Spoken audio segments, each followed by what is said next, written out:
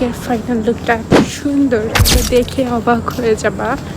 আর তোমাদেরকে দেখানোর জন্য আমি অনেক এক্সাইটেড।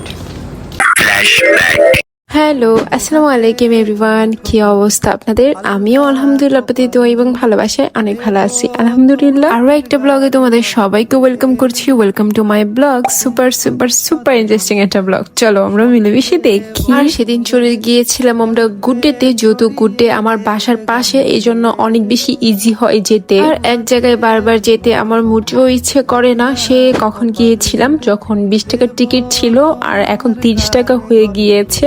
বলতেই পারি না কখন কি হয়। আর বাড়ির পাশে দেখি যে ঘন ঘন যেতে হবে তার কোনো মানে নাই, কিন্তু অনেক বোরিং লাগতেছিল, তাই ভাবলাম যে ঘুরে আসি, একটু রিফ্রেশ লাগবে। গুড্ডে বরাবরই আমার সবচেয়ে ফেভারিট একটা জায়গা, আর এবার গিয়ে তো আমি অবাক হয়ে গিয়েছি। নতুন অনেক কিছু অ্যাড করতেছে, যখন কমপ্লিট হয়ে যাবে ইনশাল্লাহ তোমাদেরকে দেখাবো। গুটিতে গিয়ে না একটা মজার কাহিনী হয়েছে। আমি অনেকবারই গিয়েছি, মোটামুটি 4-5 বার তো হবে। আমি যখন ঢাকাতে ছিলাম তখন শান্তবাই এসেছিল। শান্তবাইকে কে না চিনে, এসকে শান্ত, যে এখন বর্তমানে অনেক বড় সেলিব্রিটি। আসার পর থেকে নাকি এখানে যারা কন্টেন্ট ক্রিয়েটর আসে তাদেরকে অনেক ভালো করে আপ্যায়ন করা হয়। জিনিসটা অনেক বেশি ভালো লেগেছে শুনে। গুড ডে তে আসলে আমার মনটা বরাবরই অনেক বেশি ভালো হয়ে যায়, অনেক বেশি রিফ্রেশ লাগে। এই জন্য আমি চান্স পেলে গুড ডে তে চলে যাই। আর তোমরা যারা আমাকে বলো যে আমি রেস্টুরেন্টে গেলে খাওয়া দাওয়া করি না, এটা একদমই ভুল কথা। আমি সবসময় খাওয়া দাওয়া করি, আর প্রচন্ড পরিমাণ খেতে পছন্দ করি। অনেক ফ্যান ফলোয়াররা আছে যারা গ্রামে থাকে কিংবা এইসব খাবার তারা বছরে একবার হয়তো বা খেতে পারে, তো ওই খাবার দাবারের ভিডিওটা আমি একদমই দিতে পছন্দ করি না। তো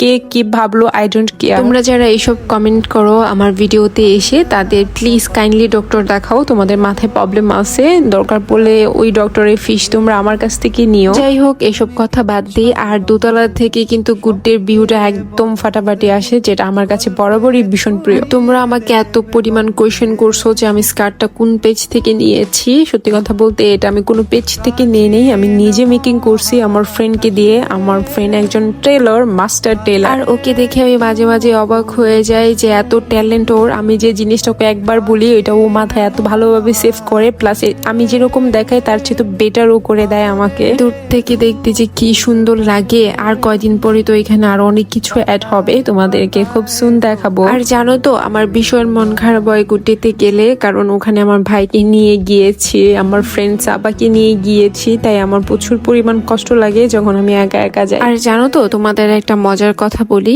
এখানে আমি আমার খাবার অর্ডার দিয়ে ওয়েট করতেছিলাম, তার মাঝখানে আমার একটা কথা মনে পড়ে গিয়েছে। আর সাবা যখন এখানে এসেছিলাম তখন আমরা গুড্ডের স্পেশাল পাস্তা অর্ডার করেছিলাম, যেটা আমাদের কাছে মোটেও ভালো লাগেনি। তারপর যখন আমি বগুড়াতে গিয়েছিলাম, সাবা আমাকে একটা রেস্টুরেন্টে নিয়ে গিয়েছিল, ওখানের একটা পাস্তা ট্রাই করতে বলেছিল, আর বলেছিল তোমার কি মনে আছে গুড্ডের পাস্তার কথা, টেস্ট করে দেখো, এটার থেকে এটা অনেক টেস্ট। আর সত্যি কথা বলতে ওই পাস্তাটা আমার কাছে অনেক বেশি মজা লেগেছিল, যেটা প্রচুর পরিমাণ চিজ দেওয়া ছিল, তারপরে প্রাইসও খুব কম ছিল। আর জানো তো আমি যেখানে যাই ওইখানে স্পিরিট খাই, আমি প্রচুর পরিমাণে স্পিরিট লাভার। হয়েছে কি, আমি খাওয়া দাওয়া শেষ করে যখন বিল দিতে গিয়েছি তার পিছনে দেখি অনেকগুলো স্পিরিটের ক্যান ছিল, তো একটা নিয়ে নিয়েছি। আর আমি খেতে যে কি পছন্দ করি তোমরা এই ফুলকো রুচিগুলো দেখলেই বুঝতে পারবা। তো আজ পর্যন্ত ভালো থাকো, সুস্থ থাকো, দেখা যাবে নেক্সট ব্লগে। আল্লাহ হাফেজ।